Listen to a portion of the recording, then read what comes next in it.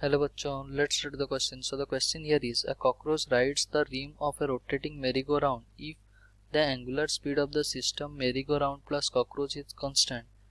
If the omega is decreasing, the cockroach have tangential acceleration. Okay, तो question क्या पूछ रहा है कि एक कॉकरोच मेरी-गो-राउंड पे वो रोटेट कर रहा है, उनका एंगुलर स्पीड क्या है, कांस्टेंट है.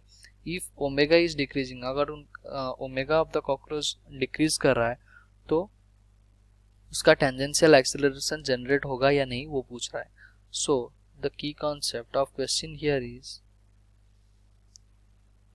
अगर यहाँ हम देखें, मान लो हमारा कोई एक सर्कुलर पाथ में कोई बॉडी अगर मूव कर रहा है, ओके, तो उसके पास कौन कौन सा एक्सेलरेशन आ जाएगा.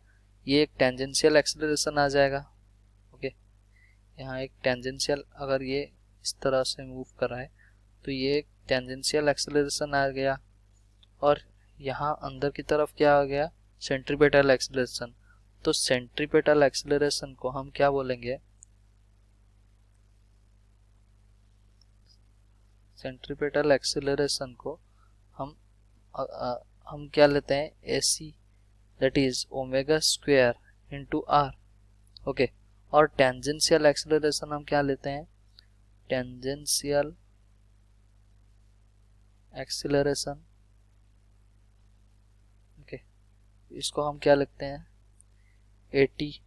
ओके, ये क्या होता है, अल्फा इंटू आर. ओके, तो अल्फा क्या है, the angular acceleration of the body. Okay, तो यहाँ क्या है, यहाँ ओमेगा क्या कर रहा है, चेंज हो रहा है. उसका मतलब हम क्या बोलते हैं, अल्फा क्या वैल्यू हम कैसे निकालते हैं, जैसे कि alpha equals to D omega upon T.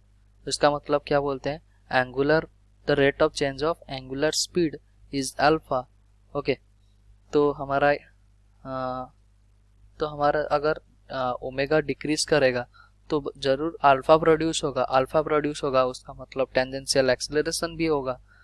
तो क्वेश्चन में जैसे पूछा गया है, इफ ओमेगा